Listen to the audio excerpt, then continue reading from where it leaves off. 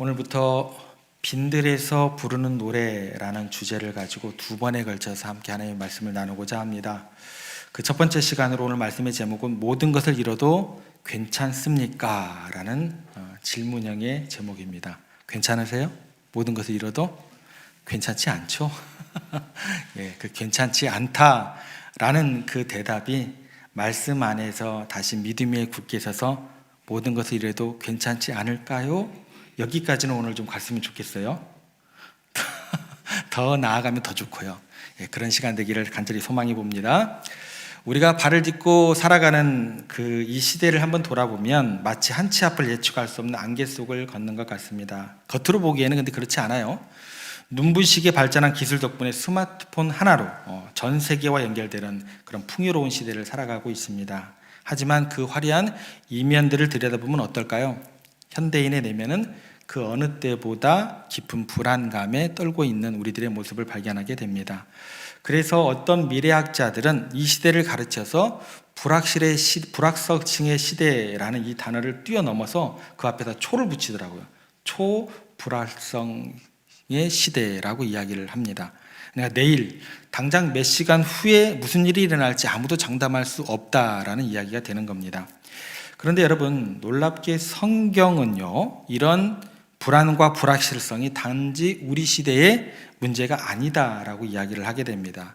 성경에서 역사적 흐름 속에 하나님의 백성들이 피할 수 없이 마주해야 하는 어두운 터널이 있다고 가르쳐 줍니다. 성경은 그때를 가르쳐서 악한 날이다라고 이야기를 합니다.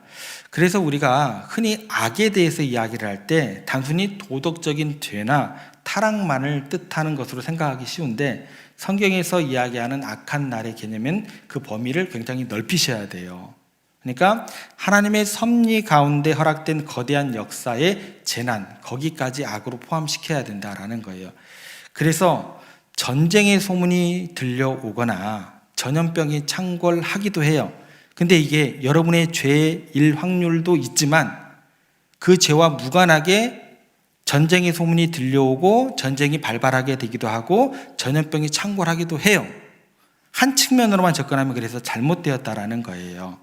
그러니까 하나님의 섭리 가운데 허락된 거대한 역사의 재난을 악한 날이다라고 이야기를 하는데, 그러다 보니까 전쟁의 소문이 들려오고 전염병이 창궐하고 무엇보다도 여러분의 삶을 지탱하고 있던 경제적인 토대가 송두리째 흔들리는 거대한 역사적인 재난을 경험하기도 하더라는 거예요. 그런데 그게 여러분들의 잘못이다라고 단정짓기는 굉장히 어렵다는 거예요. 그렇게 접근하시면 안 됩니다. 예, 꼭 그것만은 아니다라는 거 꼭 기억하시기 바랍니다. 그래서 믿음이 좋은 사람도, 굉장히 기도를 많이 하는 사람도 예외함이 있어요, 없어요? 예외함이 없어요. 예. 그냥 휩쓸려 들어가는 고통의 시간이 될 수 있다라는 겁니다. 이것을 성경은 뭐라고 얘기를 한다고요? 악한 시대다라고 부릅니다. 오늘 우리가 펼쳐 읽었던 하박국, 이 책은요, 바로 그 악한 날, 재난의 한복판에 서 있는 한 사람의 이야기입니다. 그래서 하박국 선지자는요, 낭만적인 시인이 아니에요. 처절한 리얼리스트입니다. 그는 지금 자기 눈앞에 닥쳐 있는, 그리고 자기 민족이 앞으로 겪게 될 참혹한 현실을 정면으로 직시하고 있어요. 그러다 보니까 하박국 선지자가요, 하나님을 찬양합니다, 하나님은 위대하시고 강대하십니다, 그런 얘기만 하지 않아요. 모든 것이 잘 될 것입니다, 그런 값싼 위로를 던져주는 선지자가 아닙니다. 대신 닥쳐올 환난을, 현실을 냉정하게 직시하면서 피하지는 않습니다. 그리고 그 현실, 다가올 고통에 대해서, 그 악의 날에 대해서 외면하지도 않습니다. 그리고 그는 나는 괜찮아, 나는 하나님을 믿는 선지자이기 때문에 나는 괜찮아, 나는 믿음이 좋은데, 신앙이 좋은데, 이렇게 괜찮은 척도 하지 않습니다. 오늘 우리가 함께 읽은 본문을 보면 그 두려움이 얼마나 큰지, 얼마나 구체적인지, 그리고 그 상황이 얼마나 절망적인지 우리들에게 적나라하게 보여주게 됩니다. 그렇다고 했을 때 이 하박국에 직면했던 현실, 구체적으로 어떤 모습일까 우리가 차분히 좀 살펴보기를 원합니다. 하박국은 여기서 6가지 정도의 구체적인 자기가 잃어버릴 그 상실에 대해서 나열을 하게 됩니다. 이게 그 상실의 어떤 그 무게감이요. 냉장고가 비었어. 내가 조금 있다가 마트 가서 장 보고 오면 돼. 이게 아니에요. 예. 냉장고가 비었다 정도의 푸념이 아니다라는 거예요. 이 목록들은 어떤 거냐면 하나님께서 이스라엘 백성들에게 약속하셨던 가나안 땅에서 나올 7대 소산물, 이것과 깊은 연관이 있습니다. 신명기 8장에 보면 하나님께서 젖과 꿀이 흐르는 땅, 가나안 땅을 이야기를 하시면서 가나안 땅의 축복으로 어떤 이야기를 하시냐면 밀, 보리, 포도, 무화과, 감람나무, 올리브죠. 이것들을 약속해 주셨어요. 그런데 지금 하박국이 겪는 현실은 뭐냐면 그 언약의 축복들이 하나하나 사라지고 끊어지는 현장을 목격하게 됩니다. 17절 말씀으로 한번 가보겠습니다. 어떻게 그 현장들이 기록되어 있는지 17절 말씀 같이 읽겠습니다. 비록 무성하지 못하며 포도나무에 열매가 없으며 감람나무에 소출이 없으며 밭에 먹을 것이 없으며 우리의 양이 없으며 외양간에 소가 없을지라도, 이 여러 가지 열거된 것들의 의미가 무엇인지 하나하나씩 좀 살펴보겠습니다. 첫 번째 나오는 게 뭐예요? 비록 무화과 나무가 무성하지 못하며, 무화과 나무가 등장하게 됩니다. 여러분, 이스라엘의 무화과 농사에는요 아주 중요한 법칙이 하나 있습니다. 무화과 나무는 1년에 몇 번 맺혀지는 식물일까요? 몇 번일까요? 2번입니다. 어떻게 그렇게 잘하세요? 2번 열매가 맺혀지게 돼요. 언제쯤 이제 열매가 첫 번째 맺혀지게 되면 봄이에요, 봄. 이게 이제 6월절 즈음에 맺히는 첫 열매, 이거를 히브리어로 파게라고 부릅니다. 그러면 2번 열매가 맺혀지게 됐을 때 봄에 열매 맺혀지는 걸 파게라고 부르면 다른 계절에 맺힐 때 그 단어가 또 틀릴 수도 있겠죠, 그죠? 봄에 맺힌 6월절 즈음에 맺히는 걸 파게라고 이야기를 하고, 이것은 누구를 위한 열매에 있어서 꼭 필요한 요소가 되냐면 여러분 보릿고개 생각하시면 돼요. 가난한 사람들, 나그네에게 있어서 굉장히 필요한 비상식량이 되는 게 파게입니다. 그리고 이게 또 언제 열매가 맺혀지면 가을에 맺혀지게 됩니다. 이게 절기가 어느 때 따라오게 되냐면 초막절. 이거는 진짜 이제 더 달아요. 달고 맛있는 상품성이 있는 주 열매가 맺혀지게 되는데 이거를 테에나라고 따로 부르게 돼요. 그런데 농부들이 두려워하는 무서운 법칙이 하나 있었습니다. 그게 뭐냐면 봄에 열매 맺는 걸 뭐라고 그랬죠? 파게가 열리지 않는 나무는요 가을에 테에나도 결코 맺혀지지 않는다라는 사실이에요. 지금 하박국이 그래서 무화과 나무가 무성하지 못하다라고 이야기하는 것은 단순히 먹을 간식인 봄에 있는 파게가 없다는 뜻으로 끝나지 않게 되는 거예요. 지금 내 손에 파게가 없으니까 올가을에 거둬야 될 풍성한 뭐도 없는 거예요.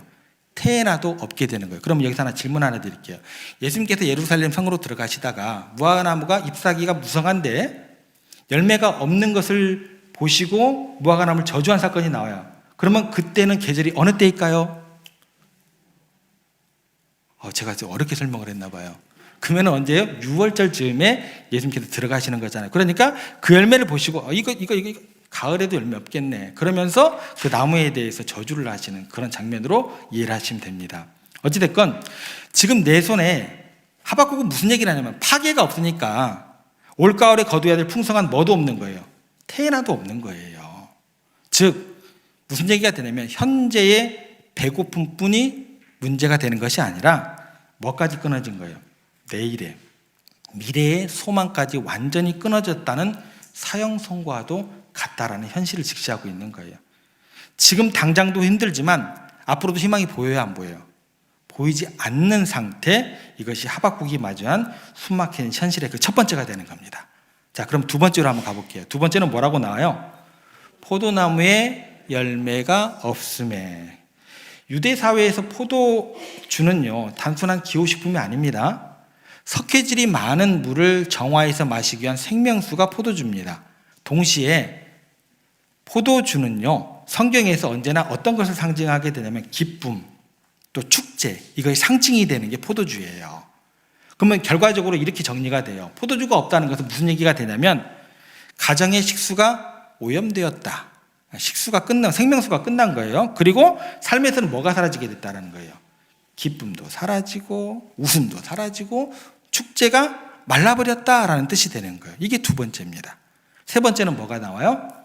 감람나무에 소출이 없으며, 감람나무는 여러분들이 잘 알듯이 뭐예요? 올리브입니다. 지중해 시대 세계에서 올리브라는 것은 뭐냐면 밝게 빛을 내는 빛이 되는 것이고 치료의 역할을 감당하는 것이 되는 거예요. 그러니까 성전의 등불을 밝히고 가정의 어둠을 밝히는 기름임과 동시에 뭐가 되냐면 상처난 곳에 바르는 유일한 치료제가 감람나무에서 나오는 올리브가 되겠죠. 그러면 이것이 없습니다. 그럼 무슨 뜻이 되는 거예요? 삶에 불이 꺼진 거예요. 그죠? 다쳐도 치료할 약이 없다라는 완벽한 어둠 가운데 거하게 되었다라는 게 하박국이 처한 현실이 되었다라는 거예요. 네 번째 보겠습니다. 네 번째는 뭐예요? 밭에 먹을 것이 없으며, 밭의 식물은 여기에서는 뭐를 얘기하냐면 밀과 보리를 이야기하게 됩니다. 당장 무슨 얘기가 되냐면 주식이에요. 주식. 당장 오늘 저녁에 먹은 빵이 있어요? 없어요? 없는 거예요. 이건 뭐가 되는 거예요? 생존의 문제가 되는 거예요. 그리고 마지막 결정타가 나오게 됩니다. 다섯 번째, 여섯 번째가 나오게 되는데 그게 뭐냐면 우리의 양이 없으며 외양간에 소가 없을지라도, 당장에 내가 먹고 살 어떤 그런 음식이 없어요. 그러면 통장에 뭐가 있어야 돼요? 돈이 있어야죠. 여러분 저축 안 하시나 보네요.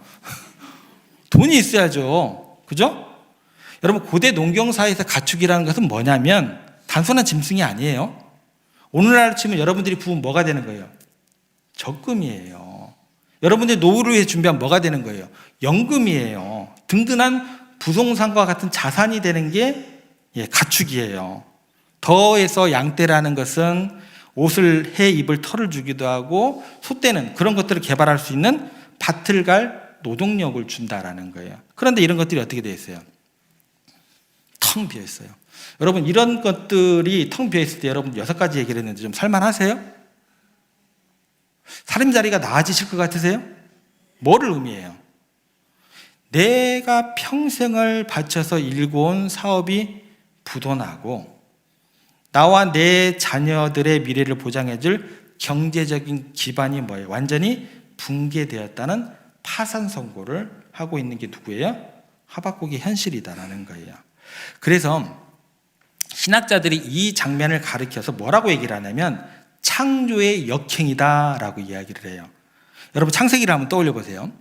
창세기에 어떤 일들이 벌어지게 되냐면 태초에 하나님께서 아무것도 없는 혼돈과 공허 가운데 이 세상에서 말씀으로 이렇게 하나씩 질서를 세워나가신다라는 게 창세기의 시작입니다. 그래서 뭐가 벌어지게 되면 빈들에 뭐가 생기게 돼요? 아름다운 나무들과 열매들이 생기게 되고 하늘에 공중나는 새가 기르게 되고, 그리고 텅 빈 들판에 양과 소떼들이 막 가득 채워지는 게 뭐예요? 창조의 단계예요. 역사예요. 그러니까 비어있는 것을 뭘로? 충만함으로 바꾸신 것, 그게 뭐냐면 창조의 축복이 되는 겁니다. 그런데 지금 하박국이 처해진 현실은 뭐예요? 그 목격하는 현실은 이거하고 역행하는 거예요. 반대로 돌아가다라는 거예요. 하나님께서 채워주셨던 그 풍요가 마치 뭐예요? 썰물처럼 쫙 빠져나가 버리는 거예요. 생명은 사라지고 질서는 무너지고 비옥했던 땅은 다시금 어떻게 되는 거예요? 창조 이전에 텅 빈 황무지로 돌아가고 있다라고 하박국이 외치고 있어요. 그러니까 하박국이 지금 이 처참한 창조의 역행 앞에서 질문하고 있는 거예요. 하나님 보세요. 내 인생의 창고가 텅 비었어요. 하나님께서 해주신 약속이 취소된 것처럼 내 삶의 기반이 무너지고 있다니까요. 하나님, 과연 이런 상황 가운데 있는 내가 하나님을 믿는 게 가능할까요? 내 믿음이 유효합니까? 내가 하나님을 믿을 수 있을까요? 이게 하박국의 고백이에요. 동시에 오늘이라는 불확실한 시대를 살아가는 저와 여러분들이 마주하기도 하는 차가운 현실이 되기도 합니다. 자, 그런데 여러분 여기서 하박국이 잿더미 위에서 우리의 상식으로는 도저히 이해할 수 없는 기가 막힌 말도 안 되는 고백을 하게 됩니다. 그게 어디에 나오냐면 18절입니다. 어떤 고백을 하는지, 이 말도 안 되는 고백을 하고 있는데 한번 뭐라고 고백하는지 같이 한번 읽어보겠습니다. 나는 여호와로 말미암아 즐거워하며 나의 구원의 하나님으로 말미암아 기뻐하리로다. 여기 보시면 이제 앞부분에 생략되어 있는 단어가 하나 있어요. 그게 뭐냐면 그러나라는 단어가 생략되어 있어요. 무슨 얘기가 되냐면, 그래서 창고는 비었습니다. 그러나 나는 기뻐합니다. 내 내일과 미래는 암울합니다. 그러나 나는 노래합니다. 여기서 우리를 더 충격에 빠뜨리는 단어가 뭐냐면 즐거워하다라는 그 단어인데요. 이게 점잖게 미소 짓는 어떤 그런 의미만 내포하는 것이 아니고 더 센 단어예요. 무슨 단어냐면, 단어의 원뜻은 뭐냐면 빙글봉글 막 돌면서 춤춘다, 이런 어떤 즐거움을 이야기하는 단어가 되는 거예요. 강강수월래 생각하면 되겠죠. 약간 미소 짓는 것, 우리가 이걸 뭐라 그래요? 썩소라 그러죠. 이 정도의 그 어떤 즐거움이 아니다라는 거예요. 막 덩실덩실 춤을 추면서 하는 그 즐거움을 표현하는 단어가 되는 거예요. 여러분, 그러면 이렇게 접근해 보세요. 외양간에 비어 있는데 춤추는 게 가능해요? 그러면 우리가 이렇게 생각할 수 있나? 예, 하박국이 드디어 충격을 받아가지고 정신줄 놓은 거야. 그렇게 추론할 수 있잖아요. 아니면 현실을 인정하기 싫은 거겠지. 그죠? 현실을 부정하면서 나는 괜찮아. 나는 선지자니까 나는 괜찮아. 스스로 뭐를 거는 거예요? 최면을. 억지로 웃고 있는 것일까요? 둘 다 아니다라는 거예요. 하박국은 지금 어떤 상황 가운데 있냐면 시선을 옮기는 작업을 하고 있다라는 거예요. 텅 빈 창고를 보고 있던 눈을 들어가지고 자신을 바라보시는, 자신과 함께 하시는 그 하나님께로 시선을 옮기고 있다라는 겁니다. 여러분, 창고가 비어 있는데 내 통장에 돈이 빵원밖에 없는데 여러분 기뻐할 수 있어요? 지금 하박국도 마찬가지예요. 환경을 보고 기뻐하는 게 아니다라는 거예요.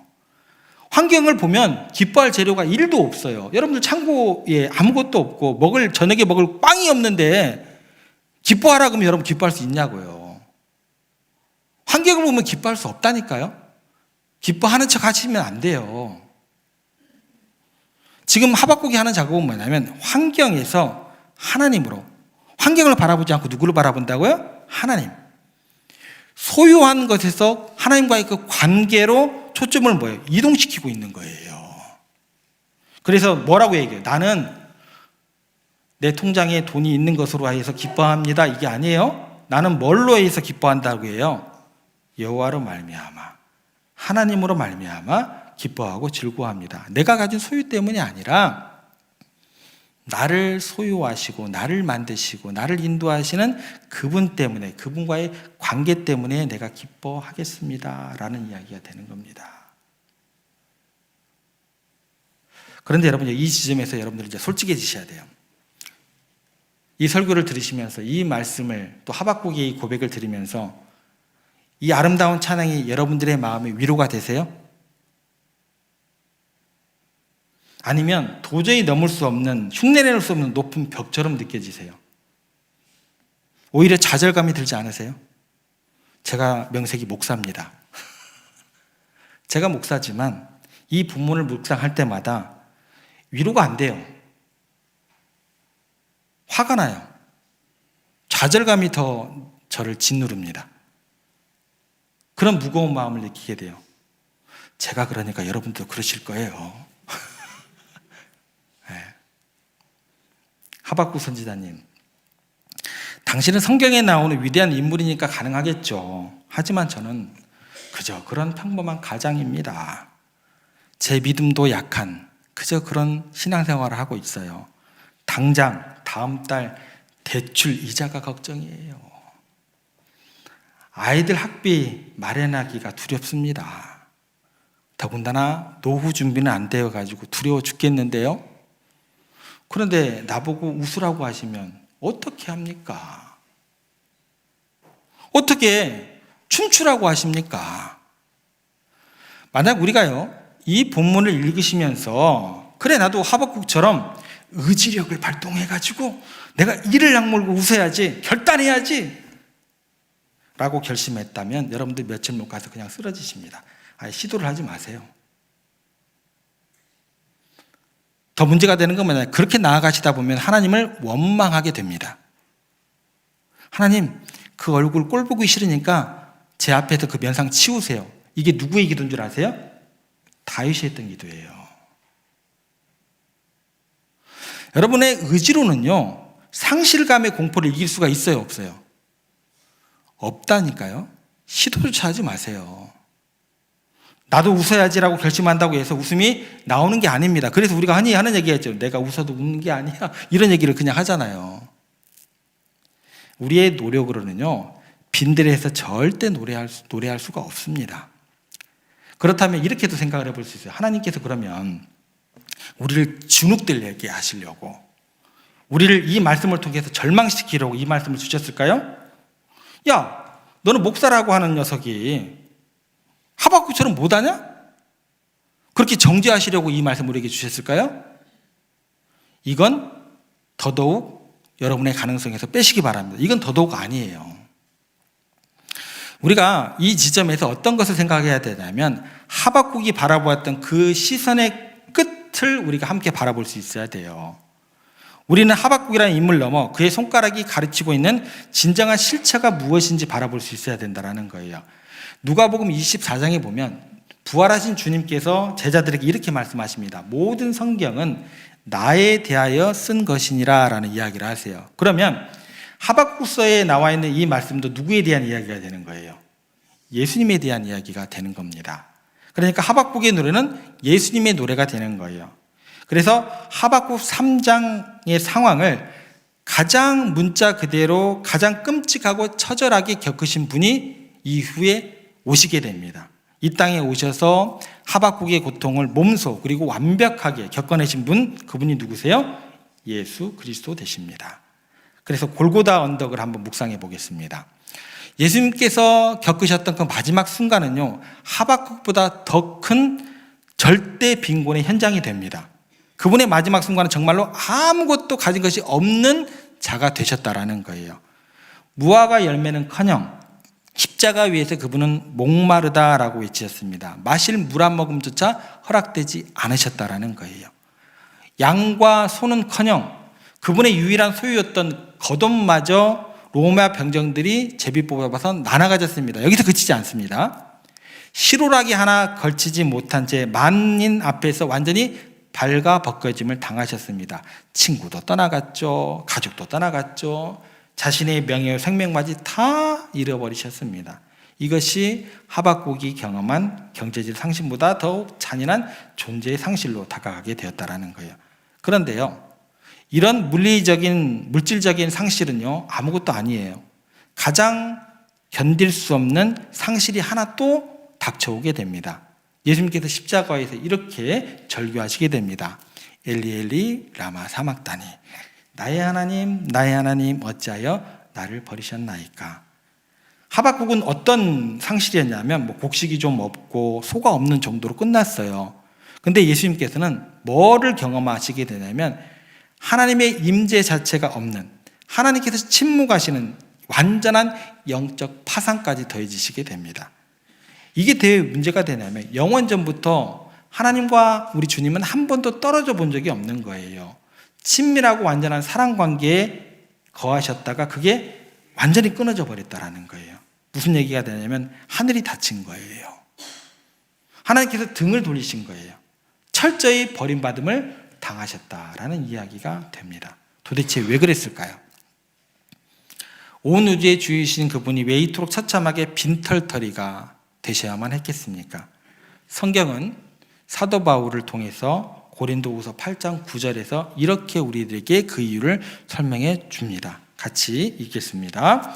우리 주 예수 그리스도의 은혜를 너희가 알거니와 부유하신 이로써 너희를 위하여 가난하게 되시면 그의 가난함으로 말미암아 너희를 부유하게 하려 하심이라. 여러분, 이것을 우리를 뭐라고 부르냐면 복음이라고 부르게 됩니다.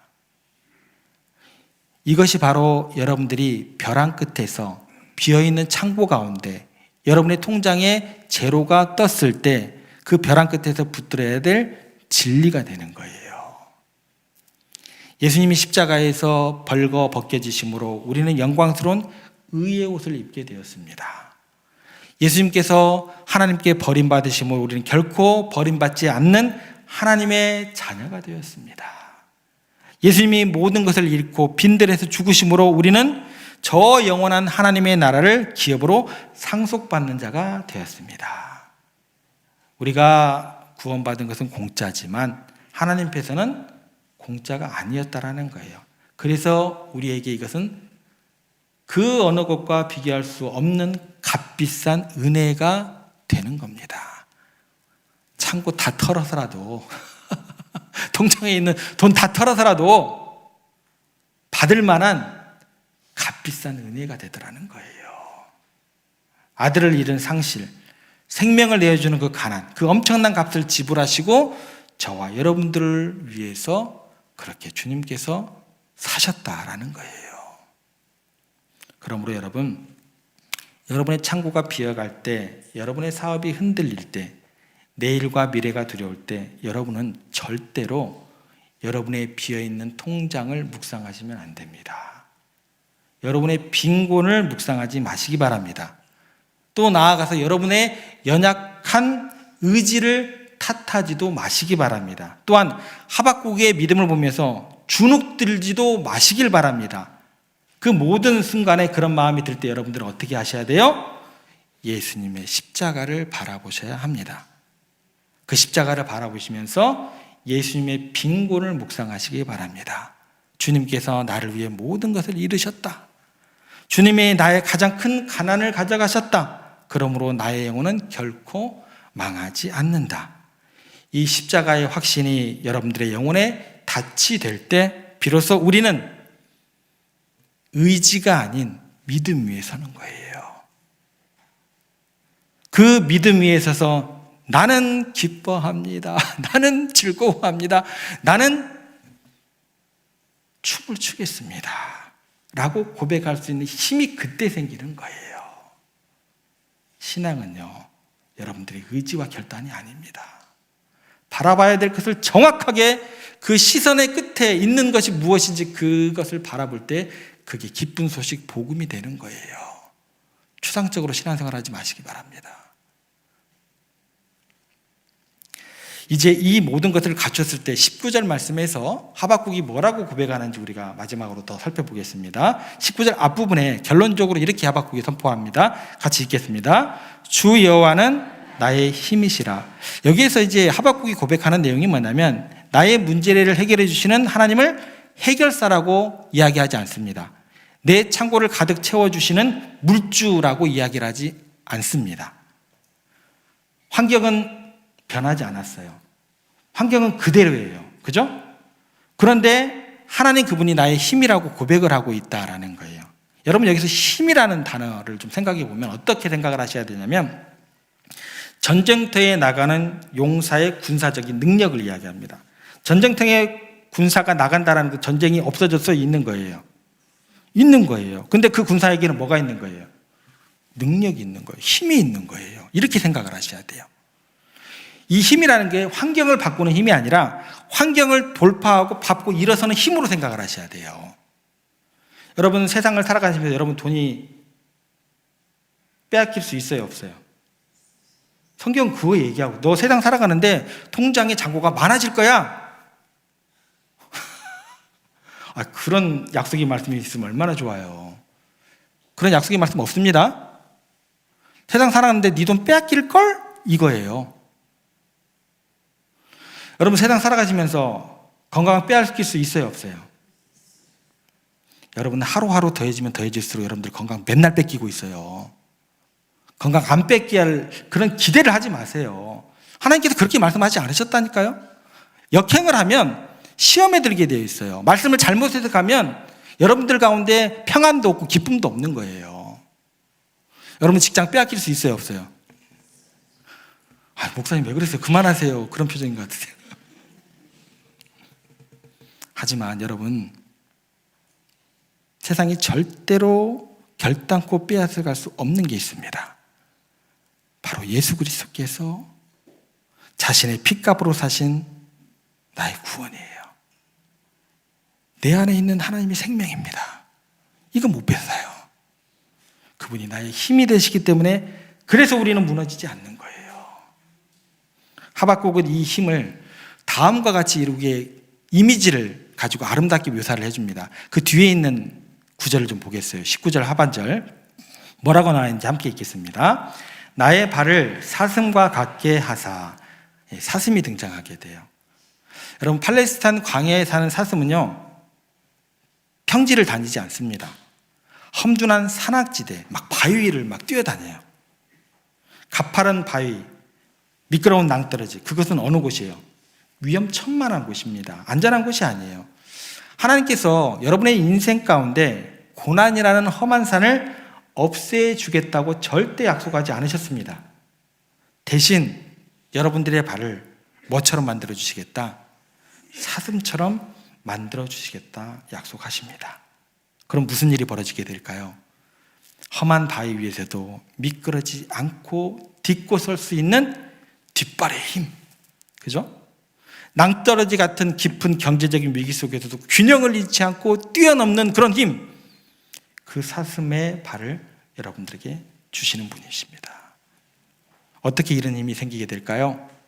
우리가 십자가를 통해서 확실히 안전지대를 얻었기 때문에 그렇다라는 겁니다. 나를 위해 모든 것을 먼저 가시고 잃어보신 그 예수님께서 우리의 손을 붙잡고 계세요. 야, 그쪽으로 가면 낭떠러지 안 돼. 이리 와. 그쪽으로 가면 미끄러워. 큰일 나. 절벽 떨어져. 이리 와. 먼저 가보셨기 때문에 아시는 예수님께서 여러분들의 손을 붙잡고 있다라는 거예요. 그 복음의 안전함이 우리의 발을 뭐처럼 가볍게 만든다? 사슴처럼 가볍게 만든다라는 겁니다. 그래서 우리는요, 빈들에서도 주저앉아 있을 수가 없는 거예요. 외양간이 비어 있어도 낙심은 되는데 거기에서 죽지 않습니다. 오히려 그 고난의 높은 곳을 믿음으로 밟고 뛰어가게 되어 있다는 거예요. 이것이 무슨 능력이에요? 세상이 감당할 수 없는 성도들의 능력이 되는 겁니다. 복음이 주는 최고의 위로가 되는 거예요. 사랑하는 성도 여러분, 지금 여러분들의 손에 꽉 쥐고 있던 것들, 모래알처럼 빠져나가는 것들이 무엇입니까?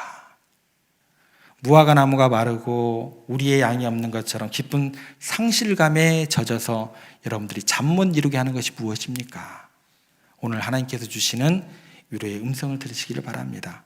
살아가는 아무개야, 모든 것을 잃어도 괜찮다.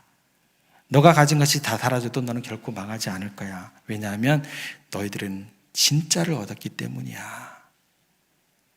우리는 영원히 빼앗기지 않는 기업, 예수 그리스도를 소유한 존재들임을 믿음으로 고백하시기를 바랍니다. 세상의 창고가 비어있을 때 여러분들의 눈을 들어 십자가를 바라보시기를 바랍니다. 나를 위해 텅 빈 채로 매달리신 예수님, 그리고 나를 위해 텅 비어버린 무덤, 그 텅 빔이 나의 충만함으로 가득 채워질 줄 믿으시기를 바랍니다. 예수님의 상실이 나의 부요함이 되었고 나의 모든 것이 되었음을 선포하시기 바랍니다. 오늘부터 저희들 2026년을 위한 선교원금 작정이 시작되는 날입니다. 제가 솔직히 말씀드릴게요. 여러분의 미래는 절대 확실하지 않습니다. 절대로 여러분의 미래는 불확실합니다. 내년 여러분들의 경제 사정은요, 절대로 나아질 수가 없을 수도 있어요. 하박국의 빈들이 될 수도 있습니다. 그런데 여러분들, 오늘 말씀을 통해서 확인하셨듯이 우리의 인생은 이미 예수 그리스도라는 반석 위에 안전하게 서 있는 존재들입니다. 우리는 안전하기에 우리는 모험할 수 있는 거예요. 망하지 않음을 알기에 우리는 불확실한 미래에 대해 우리의 씨앗을 심을 수 있는 겁니다. 두려움에 움츠려들여서 손을 쥐고 있는 것이 아니라 믿음으로 펴서 열방을 향하여 심는 여러분들의 기도, 또 여러분들의 헌신이 되기를 부탁을 드립니다. 우리의 작은 헌신이 선교사님들의 눈물을 닦고 그렇게 죽어가는 영혼들을 살리는 생명의 양식이 될 겁니다. 오늘 이 시간 여러분들의 삶의 자리에서 두려운 시선을 거두시고 나의 구원해 주신 하나님을 바라보시기 바랍니다. 그리고 하박국처럼 거룩한 야성을 가지고 선포하시기 바랍니다. 세상이 내 재물을 가져갈 수 있으나 나의 하나님만은 빼앗아갈 수 없습니다. 주 여호와는 나의 힘이십니다. 그러므로 저는 다시 일어설 겁니다. 이 믿음의 노래가 빈들 같은 세상 속에서 저와 여러분의 입술에 넘쳐나게 되기를 주님의 이름으로 축복합니다.